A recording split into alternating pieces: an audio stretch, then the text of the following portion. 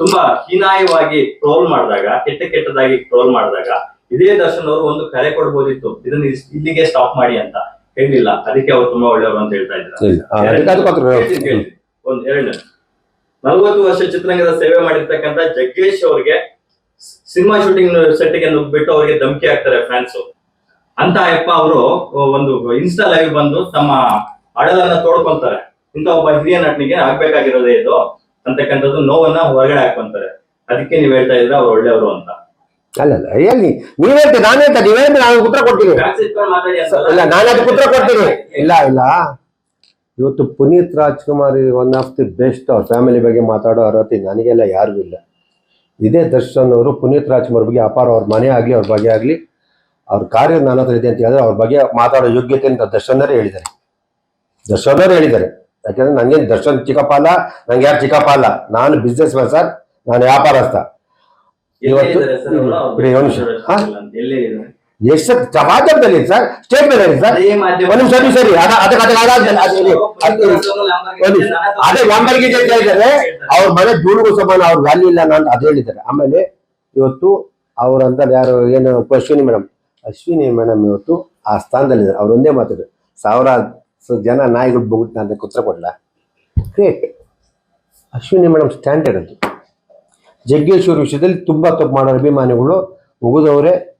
ಆಮೇಲೆ ಕೆಲವು ವಿಷಯದಲ್ಲಿ ಕಲಾವಿದರುಗಳು ಸರ್, ನಾವು ವಿಷ್ಣುವರ್ಧನ್ ಫ್ಯಾನು, ವಿಷ್ಣುವರ್ಧನ್ ಅಭಿಮಾನಿಗಳು ಕೆಲವು ಮಾಡಿದಾಗ ತುಂಬಾ ಸಹಾಯ ಮಾಡಿದಾಗ ಹೇಳ್ತಿ, ಈ ತರ ಮಾಡಬೇಡಿ ಅಂತೀವಿ. ಅದನ್ನು ನಾಯಕರ ಕಿವಿಗೆ ಹೋದಾಗ ಅವ್ರು ಹೇಳಬೇಕು. ಹೇಳಿಲ್ಲ ಅಂತ ಹೇಳಕ್ಕಾಗಲ್ಲ.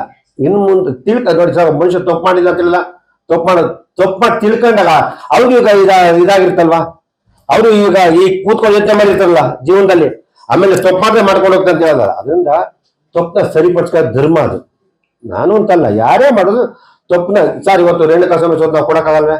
ದುಡ್ಡು ಕೊಡ್ಬೋದು, ಕೊಡೋದು ಬೇರೆ ಏನು ಕೊಡಕ್ಕಾಗಲ್ವೇ? ಅದರಿಂದ ಇದು ಆಗ್ಬಾರ್ದಾಗುತ್ತೆ. ಉದ್ಯಮದಲ್ಲಿ ಎಲ್ಲರಿಗೂ ಒಳ್ಳೇದಾಗಲಿ ಅಂತ ಹೇಳಕ್ ಇಷ್ಟಪಡ್ತೀವಿ. ನಾನು ಇಲ್ಲಿ ಯಾರು ಸರ್, ನಂಗೆ ನಾಳೆ ದರ್ಶನ್ ಬಂದು ಸಿನಿಮಾ ಮಾಡ್ತಾರೆ, ನಂಗೆ ಇವ್ರು ಬಂದು ಸಿನಿಮಾ ಮಾಡ್ತಾರೆ, ಅವೆಲ್ಲ ಕಾಸು ಕೊಟ್ಟರೆ ಕೆ ಮಂಜು ಕರೀತಾರೆ ಸರ್.